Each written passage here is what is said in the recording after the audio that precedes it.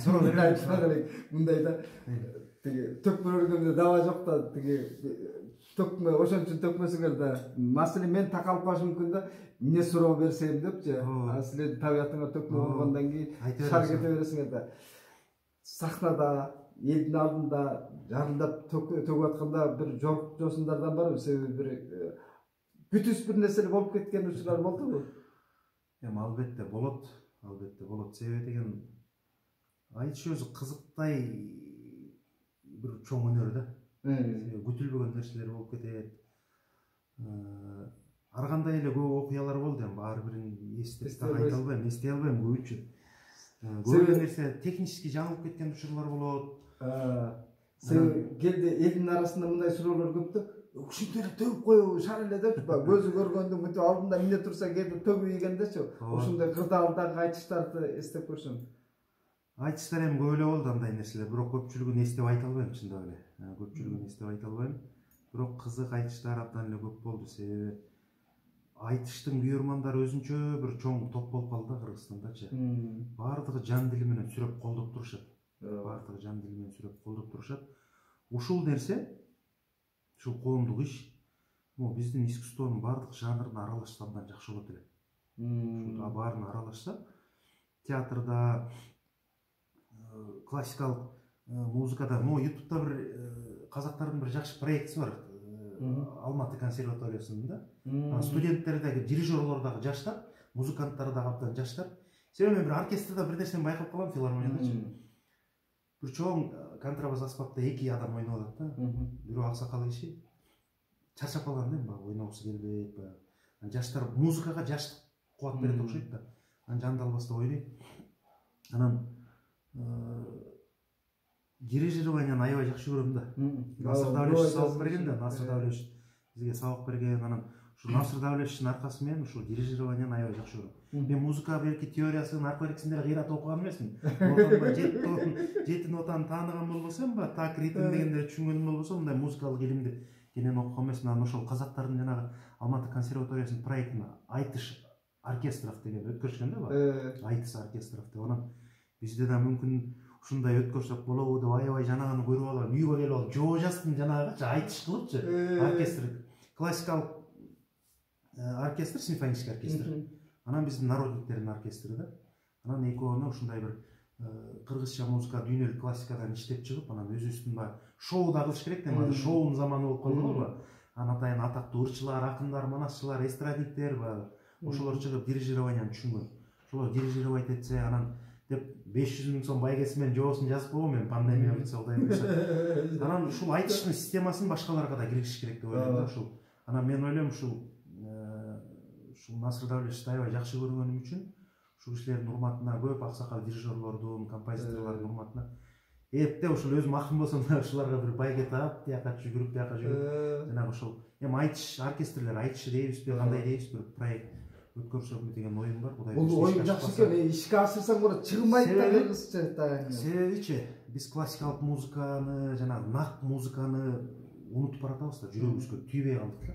Мисалы үчүн да мен бир нерсени аябай жаңы жыл күнү, быйылкы жыл жаңырып атканда абдан депрессия болдум да.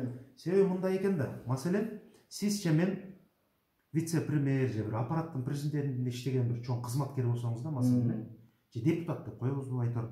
Чоң кызматкер болсоңуз, сиз бирөөнүн тоюна барасыз да, чоң бир бакыйдан, ресторангачы. Анан ресторанга кирип барасыз, галстугуңузду тагып алгансыз, манчыркаган жетекчисиз, маселен. Анан ичине кирсеңиз эле, ресторанын ичинде дайыма болот тойлордо. Ресторанын ичине кирип барсаңыз, бир бурчунда же симфонический ансамбль, же болбосо народниктердин ансамблі босогодо да мындай чест. Бизде болуп турат, бизде айрым. Көпчүлүк эле болот. Дайыма эле ушундай болот. Ошолор босогодо улагада музыкасын ойноп аткан болот. Анан бияка фуршет жасап коет, аны жана музыканы укпайт эч ким. Жерде бирөө шампанын көтөрүп жүрөт, бу жерде сок көтөрүп жүрөт. Анан жана чиновник ойлойт, бул байкуштарды киши деле укпайт экен, булар артист деле эмес турбайбы, өнөр деле эмес турбайбы бул дейт. Анан залдын ичине кирет, эл тосуп алып, ичинде бир халтуршик ырчылар деп коет эми. Халтуршик ырчылар ырдап аткан болот. Баары халтуршик эмес, арасында да көп да болчу. Анан алар элдин баары алар менен сүрөткө чыгып, элдин баары алардын жанында туруп алып бийлейт. Анан жана манчыркаган чиновник ойлойт да, Жанагы оркестрге караганда ушул популярный турбай калды. десең. Сыйлык наамдын баарын ушуга эшлеп турбай көрсө. Академиялык искусствого караганда бул деген ушундай болуп турбай көрсө деп анан ошол дилетанттардын багын өзүбүз ачат экенбиз да. Өзүбүз. Жанагы сапаттуу музыка босогодо ойнойт ата, улагада. Баягы ошондон кийин элдин баары кирип кетет ичине тойго майрамдаган. Тигилер жана скрипкасын көтөрүп алып, кылгыян комузун көтөрүп алып чүмүрөп кетишет жана жерде. Ошондуктан ар бир жаран кызмат кылыш керек экен буга. Жана сиз жана YouTube'га каналга катталгандар, Рухештиге катталгандар тиги спонсор болот мага деп атпайсызбы? Туура. Көрөрмөн ошол көрүп спонсор болуш керек да. Ичине акчасы бар адам $1000, $500, $100 берип спонсор болуш керек. Анан бардыгыбыз бул патриотизм десе эле биз ойлой беребиз да. Сахнага чыгып манас айтып эле, тебетеги кийип алып акын болуп өтөк макын патриот. Патриоттук ар бир нерседен башталат го деп ойлойм да. Себеби мен ойлойм да. Супара деп биздин маданий иш-чараларды көп өткөрүп калат го жана. Анан ошол жерге барганда гана дасторконго сары май коюлат, кымыз коюлат, биздин жана сүт азыктары, улуттук тамактар ошондо гана коюлат. Башка жерде таптакыр коюлбайт.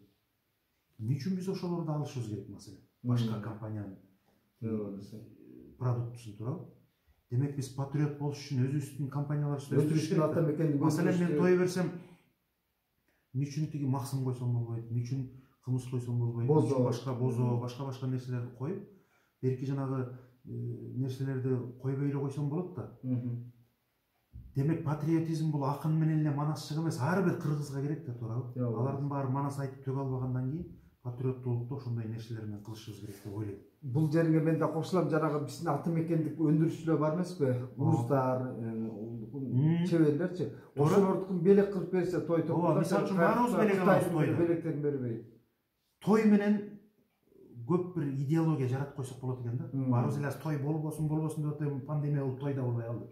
Анан болуп эле атат, Эми болуп эле атат, болгон жери болуп атат, бирок ошол той менен дагы идеологиябызды алмаштырып алсак болот. Сиз айткандай ошол Дордойдон тиги 200 сомго кружка сатып келгенден көрө бир уздун бир жакшынакай бир чыгармасын белек кылып койсок сонун да. Кээ бир жерлерге барганда, кээ бир тойлордо болуп калып атат, китеп берип атат да. Анан жанагы китеп алган кишичи, китеп окуган киши деле тойдо элдин көзүнчө китеп алса аябай сүйүнөт экен. Анан жанагы жерге отуруп жок дегенде башында үч барагын окуйт экен.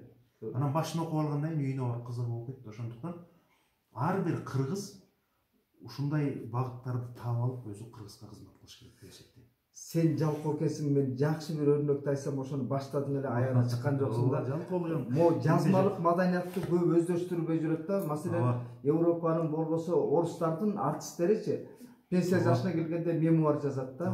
Ошонусу кийин бул мектеп болуп калып атпайбы? Адабият, искусство жөнүндө адабияттар табылгыс болуп атпайбы бизде? Мисалы, театр кафелеринин канчасы өтүп кетти. Эгер ошолор жазып кеткенде бир актерлордун мектебине чоң бир колго ала турган усул болуп калмак да. Сен дагы адегенде кыргыз рухунда маек алып, бирдеке жазып баштадың эле, калтырдың арында. Ал нерсенин баары калып калат экен Оржеке. Себеби жазмалык да өзүнчө чоң өнөр экен. Бирокчу биз азыр Айтыш коомдук фондунда чоң казынаны Элмир Байкенин бир сөзү бар эле. Ой, биз жердин астындагы эле байлыкты казганга шашат экенбиз. Жердин үстүндө тиги толгон байлык турса ошого кызыкпай депчи. Маселен, Айтыш коомдук фонду 20 жыл деп атабыз, 20 жылда жүздөгөн миңдеген 10 күндүктөр болду да. Ошол Ашык ата бар, Тууганбай ата бар, эстебиз. Ошол миңдеген саат кассеталар жатат, өзүбүздө билбей калдык. Сиз айткан биринчи жалпоолук, экинчи Көрөкат айынан,чы. Ал Укмушаков мындай казып чыкса. Ошол нерселерди отуруп алып, өзүбүз жаза турган болсокчу, чындап эле көп рух генч жатат да. Анан ошол нерсенин баары калып атат. Бул эми сиз айткан жалпоолук. Мындай кылышыңар керек да. Ошол алтын казынага бергис мурастарда Ашке менен Тууганбайдын көзү, Тууганбай келен көзү барында видеого тартылып калчу эмеспи? 10 күн сайынчы. Ошону жаш төкмакындарга тапшырма берип койсоңорчу, кагазга түшүрөт, интернетке чыгарат, YouTubeга илет, элге көбүрөөк мурас болот да. Экинчи жагынан Элмирбектин бир артыкчылыгы бул жазма маданияттын абдан өздөштүргөндө прозасы болсун, поэзиясы болсун, мен Рухеш каналына жарыялап атам эле сайткачы. Укмуштай эңгемеси бар, алакандай, бирок биз ушул жолго да өтүшүбүз керек экен деп ойлоп калдым да. Эми кыргыз эми талашсыз далил бул Манас менен Төкмакынды сыйлайт экен. Талашсыз да Төкмакын каяка барбаса сыйлайт. Бирок биз эл аралык алкакка ушул акындыкты чыгарыш үчүн сиз айткандай жазмага анан илимге баш салыш сөзсүз илим себеби негедир казактардын акындары көпчүлүгү ушу илимге баш салган бир топ филология илимдери кандидат. Анан мен 1-2 жыл Роза Аманова эженин салттуу музыка деген фонду бар. Ошо менен иштешип калдым да. Анан ал фонд баягы илимий иштерге да басым жасайт да көбүнчө. Анан биздин могу Төкмакындык өнөрдү изилдеген илимпоздор дээрлик жок, 1-2 эле. Жок, Мээрим Көлбаева бар. Мээрим Көлбаева Самат Көлбаев, тиги Көчөрбаев. Самат Көчөрбаев жаңы баштап, мына башталып ошол илимге баштап келатат жаңычы. Саналуу 1-2 эле илимпоз бар. Демек, мен ойлойм да ушул маселен үчүн алы ушул филологиянын же искусство таанымынын кандидаты болсо болбойт. Шумдук нерселерди жазып бермек. Шумдук ачылыштарды кылып бермек. Жеңишбек байке ошол илимге баш салыш керек. Себеби биз дүйнөгө алып чыгыш үчүн биз ал сахнага чыгып 5-10 саат ырдап, айтышта 5-10 саат ырдап койгон болсо дүйнөлүк алкакка өтө кызыкчылыгы жок экен, биз аны которуп бербесекчи. Демек ошол Төкмакындар өздөрү биринчи ошол илимге баш салыш керек экен деп ойлоп калдым. Мен жакында дайыма мүмкүнчүлүк болбойт экен, муну жазыштагы оор. Манасчыларга дагы Төкмакындардын айрымдарына да айтып атам. Силердин араңардан этнографтар да чыгыш керек депчи. Себеби улуттун наркын айтып аткандан кийин этно өзгөчөлүгүбүздү чечмелеп бергенге силерден өтө эле адис барбы? Ошондуктан илим манасчылык өнөрү дагы изилденгендер көп экен да. Манасчылык өнөрдү көп илимпоздор изилдептир. Дүйнөлүк алкакка которулган иштери дагы абдан көп экен. Өзгөчө ушул Төкмакындык өнөр боюнча, музыка боюнча деле баягы комусту, биздин аспаптарды изилдеп жүргөндөр болуп атыптыр баягы, которулуп чыгып, бирок өзгөчө ушул Төкмакындык өнөрдү изилдеп дүйнөгө алып чыккан киши дээрлик аз экен. Бир эле мына ушул илим доктору болду, Мээрим Көлбаева эже. Азыр мына Самат ушул именно ушул акындык тууралуу, устат шакирттик алака тууралуу илимий ишин жазып атат. Саналуу, ошондуктан акындар сиз айткандай өздөрү аралашса анда бул чоң иш болот. Мен Мээрим Көлбаеваныкын бүгүн жарыяладым ошо айтыштык өнөр боюнча. Маселен сен Мээрим Көлбаевага карагандачы жон терим менен сезесиң да айтыш өнөрүнүн табиятынчы. Ошол чыгармачылык лабораторияңды өзүң ачып бергенге өзүңдөн өткөн эч кимдин кудурети жетпейт да. Ар бир Төкмакын ошо жазма маданиятын өздөштүрүп, айтыштын өнөрүнүн феноменин ачып беришиңер керек да. Туура системаны да жазып бериш керек деп ойлойм Олжобек. Себеби илгерки шарт мындай эле да, маселен тиги Токтогул атабыз Таласка барат. Таласта чоң бир салтанатта ырдайт. Ошол жердин билермандары жана Ширгелдин Мусасы деп Таласта айтып атышпайбы? Анан ошол жердин билерманы экен. Токтогулга айтат, айланайын Токо, биздин ушул балабыз бар эле Алымкул деген. Анан ошол жерден учураштырып ырдатып анан Токомо шакирт кылып. Азыр андайга мүмкүнчүлүк жок болуп экен, туурабы? Сиз деле шакиртти да үйүңүзгө жаккырып, үйүңүзгө багып үйрөтө албайсыз аны, туурабы? Азыр технологиянын заманы, же интернеттен, же болбосо атайын класстарды ачып алып, жана тренингтерди. Азыркыча айтканда биздики тренингди 10 күндүгүбүз, туурабы? Тренингтер азыр бизнес тренингтер жана коомдук тренингтерди эми баштап атса, биз 20 жыл мурун баштаппыз да, чындап эле тренингдичи. Ошол акындык өнөрдү үйрөтүүнүн системасы 100% өзгөрдү. Анан өнөрдүн өзүнүн багыты деле өзгөрдү да, туурабы? Илгери мындай жок болчу да. Тиги 16 акынды бир сахнага чыгарып алып анан тиги айтыштырган жок эле да, туурабы? Дээрлик жок болчу да. Ашта тойдо эле бир Токтогул Ишмамбет жолугуп калган, Кара Курман менен жолуккандай болуп ырдаган болбосо. Азыр биз спорттук системага түштүк да, туурабы? Жеңген менен жеңгени ушинтип келип анан финал болуп, жарым финал болот да. Ошондуктан бул нерселерди дагы илимий далилдеп беришибиз керек го деп ойлойм. Сиз айткандай акындар далилдесе жакшы болот. Маекти жыйынтыктаада бир суроо менен чектейли дагы, ошо менен аяктайлы. Маселен, кийинки жылы айтыш фондунун негизделгенине 20 жыл болот экен. Кыргызстандын эгемендигине 30 жыл толот да. Биз ошондо мындай кылсак болот. Буга чейинки айтыштардын көбүндө жеке инсандын зоболосун көкөлөткөн айтыштар болду да. Токтогулдун баланча жылдыгы, жеңил жоктук Арыстан мектиги депчи. Мен Садыкка мындай демилгени көтөрсөм, алда макул көрдү. Айтыш фонддон бүгүн дагы балдарга жия ишкерлер ассоциациясынын жетекчиси Фаркат Пакыровду алып бардым. Мындан ары тиги жана ата мекендик өндүрүшчүлөрдү кантип колдойбуз? Себеби мамлекеттик саясаттагы ошо ишкерлерди колдоо саясатын жүргүзө албай атат да. Мыйзам базаларда жетишсиз. Анан коомчулукта да мындай түшүнүк бар да. Капчыктуулардан сетиркеген бир ошолорду бир элдин жон терисин сыйлап алып анан байып аткандайчы. Бирок тескерисинче эл багарлар ошолор бүгүнкү күндө Кыргызстандын экономикалык күрөө тамырынын баары ошолор болгон үчүн эл айлык алып атат, пенсия алып атат, врачтар, тиги мугалимдер айлыгын алып атат да. Ошондуктан биз Кыргызстан момда эң кыйын оор кырдаалда турганда ошол кийинки 30 жылдык айтышты, жанагы эгемендикке арналган айтышка биз ошо эл багарларга арнашыбыз керек да. Туура. Себеби мен муну дайыма ойлонуп келем да. Акындар айтыш керек өндүрүш тууралуучу, биз өндүрүш тууралуу. Эми сиздин каналыңыздан реклама болуп калат, болуп калбайт дейсиз. Жок, маселен да реклама болбойт. Шоро деген компания бар, бир аксакал киши түздү. Шоро деген компания улуттук дөөлөттөрүбүздү калтырып кетти. А киши өзүнүн милдетинен кутулду. Табыл деген берди. Табыл деген берди. Өзүнүн милдетинен кутулду да киши. Силер муну ичпейсиңерби? Улуттук тамагашты башка компаниялардын атын айтып жамандагым келбейт. Болгону ошол акындар ошол жерде нырдап турса да маселе. Шоро спонсор болсо болбосо дагы биз ошол жерде Шоронун максымын ичпейсиңерби? Шоронун жармасын ичпейсиңерби деп акын нырдап бирөөсү тамашага салып айтат, бирөөсү башка нерсе. Сиз айткандай ошол эгемендүүлүктүн 30 жылдыгына, 20 жылдыгына, айтыштын 20 жылдыгына ошондой өндүрүштү даңазалаган айтыш болуш керек деп эсептейм. Мен ал бул боюнча сүйлөшүүлөрдү жүргүзүп атам. Өткөндө ошол Табыкенин иниси бир тууган иниси Жумадил Эгембердиев менен сүйлөшүп кийинки жылкы айтышка ата мекендик өндүрүштүн жол башчысы Табыл Эгембердиев болду да.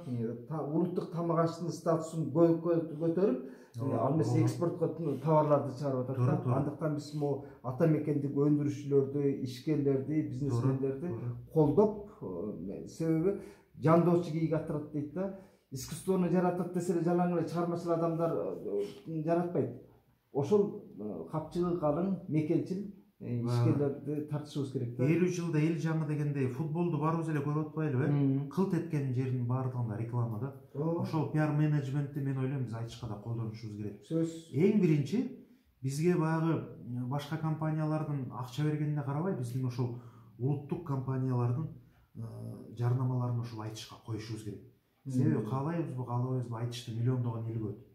YouTube'дагы эң көп көрүү алган иш-чара бул айтыш. Ошондуктан биз ошол өндүрүшчүлөрдү колдошубуз керек.